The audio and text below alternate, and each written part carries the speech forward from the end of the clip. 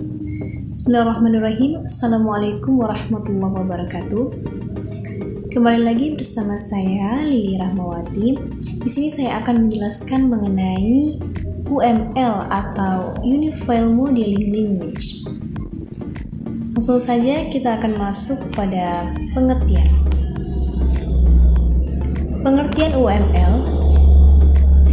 Apa itu UML?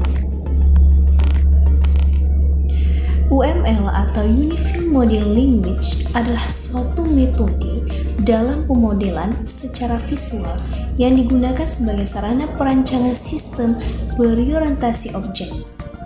Nah, awal mulanya UML ini diciptakan oleh Object Management Group dengan versi awal 1.0 pada bulan Januari 1997. UML juga dapat didefinisikan yaitu sebagai suatu bahasa standar visualisasi, perancangan, dan pendokumentasi sistem, atau yang lebih dikenal dengan bahasa standar penulisan blueprint sebuah software.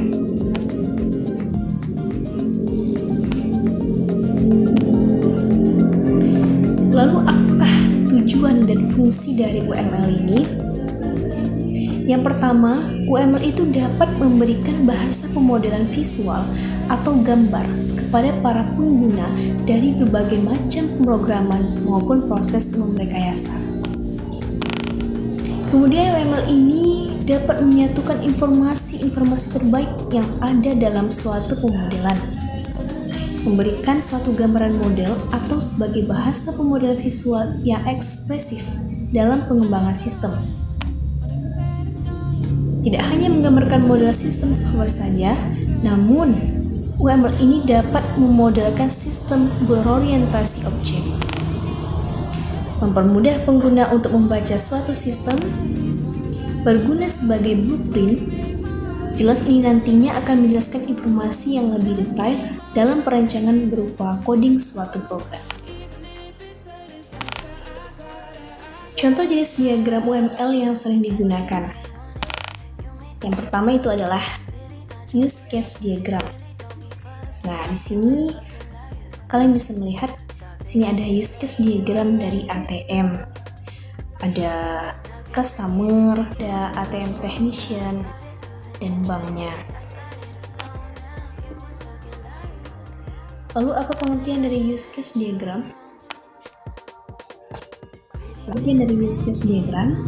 Nah, use case diagram ini adalah satu jenis dari diagram UML yang dia itu menggambarkan hubungan interaksi antar sistem dan aktor. Ya, use case dapat mendeskripsikan tipe interaksi antara si pengguna sistem dengan sistemnya. Dan use case merupakan sesuatu yang mudah dipelajari. Langkah awal untuk melakukan pemodelan perlu adanya suatu diagram yang mampu menjabarkan aksi aktor dengan aksi dalam sistem itu sendiri, seperti yang terdapat pada use case ini.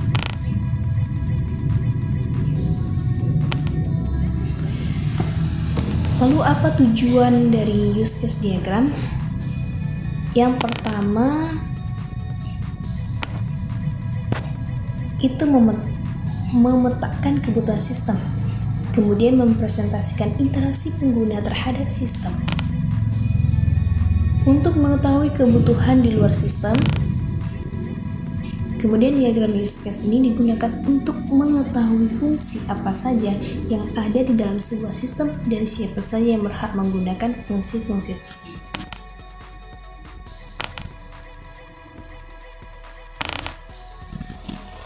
Fungsi use case diagram yaitu dapat menggambarkan urutan aktivitas proses yang ada pada suatu sistem. Kemudian dapat menggambarkan proses bisnis dan juga urutan aktivitas yang ada dalam sebuah proses. Kita masuk kepada elemen-elemen use case diagram. Nah, yang pertama itu ada aktor. Aktor ini mempresentasikan seseorang atau sesuatu seperti perangkat dan sistem lain yang berinteraksi dengan sistem. Nah, aktor hanya berinteraksi dengan use case tetapi tidak memiliki kontrol atas use case. Sementara use case itu adalah gambaran fungsionalitas dari suatu sistem, sehingga customer atau pengguna sistem paham dan mengerti mengenai kegunaan sistem yang akan dibangun. Selanjutnya ada association atau menghubungkan link antar elemen.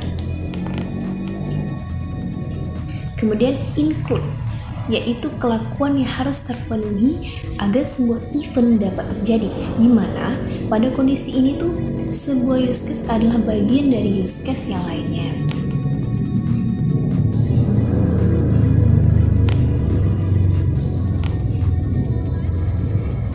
Kita masuk kepada activity diagram. Nah, di sini kalian bisa melihat gambar dari activity diagram. Contoh bagiannya.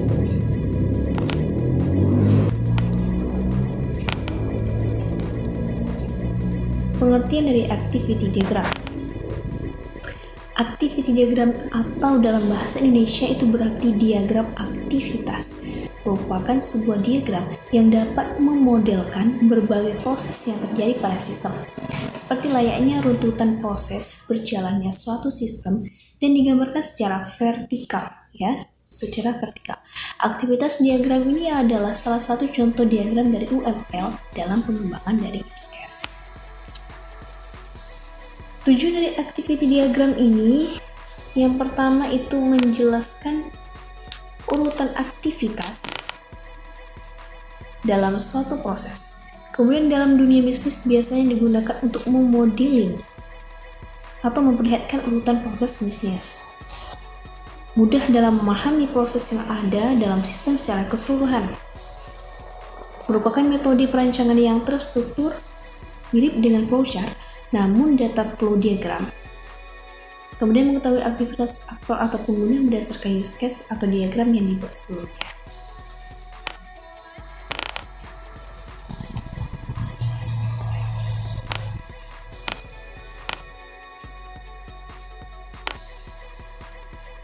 Selanjutnya ada komponen activity diagram. Yang pertama ada start point atau initial stage. Bisa disebut titik mulai atau status awal. Nah, start point adalah lingkaran hidup kecil, biasanya digunakan untuk menandakan status awal, tindakan awal atau titik awal aktivitas untuk setiap activity diagram. Kemudian ada activity atau aktivitas. Activity ini merupakan aktivitas yang dilakukan atau sedang berjalan dalam sistem. Biasanya diawali dengan kata kerja dari aktivitas yang dilakukan. Percambangan atau decision merupakan suatu titik atau poin yang mengindikasi suatu kondisi di mana adanya kemungkinan dalam perbedaan transisi. Hal tersebut diperlukan ketika sistem yang memiliki beberapa kemungkinan atau jalan alternatif. Kemudian selanjutnya ada synchronization. Nah, synchronization ini terbagi menjadi dua bagian lagi, yaitu word dan join. Di mana word itu merupakan percabangan, sedangkan join itu adalah penggabungan. Apa yang dimaksud dengan word? Percabangan tadi itu digunakan untuk memecah behavior atau tingkah laku menjadi activity atau aksi secara paralel. Sementara join atau penggabungan ini digunakan untuk menghubungkan kembali activity diagram action secara paralel. Kita masuk pada komponen activity diagram. Ada merge, yaitu menggabungkan flow yang sudah dipecah menjadi beberapa bagian oleh suatu flow. Kemudian ada swim lanes, ada transition yang digunakan untuk menunjukkan aktivitas selanjutnya dan sebelumnya. Kemudian notasi akhir atau end stage, gunanya untuk menandakan proses tersebut berakhir. Nah, pada UML notasi akhir dapat digambarkan dengan simbol sebuah bull's eyes atau mata sapi.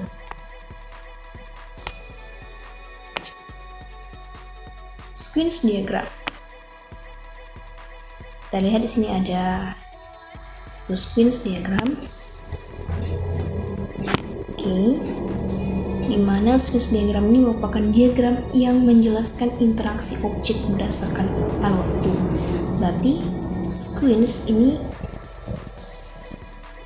dia menjelaskan suatu diagram berdasarkan urutan waktu, dapat menggambarkan urutan atau tahapan yang harus dilakukan untuk dapat menghasilkan sesuatu, seperti yang tertera pada use case diagram tadi. Biasanya digunakan untuk menggambarkan skenario atau rangkaian langkah-langkah yang dilakukan sebagai respon dari sebuah event untuk menghasilkan output tertentu, dan perubahan apa saja yang terjadi secara internal dan output apa yang dihasilkannya.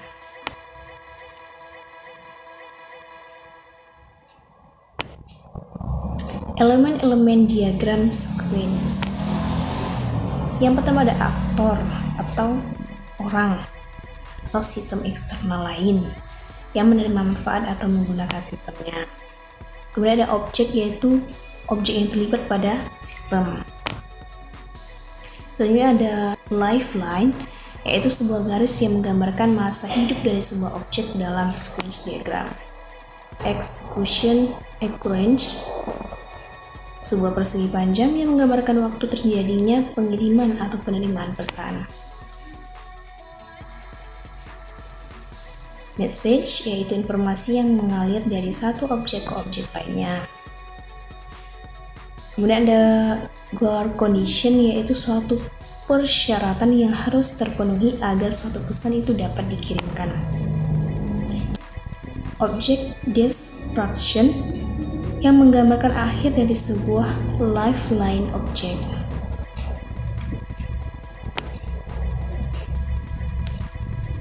Frame, menyatakan konteks dari diagram sequence. Oke, itulah tadi yang dapat saya sampaikan. Mohon maaf apabila ada kesalahan. Wabillahi taufiq wal hidayah. Wassalamualaikum warahmatullahi wabarakatuh.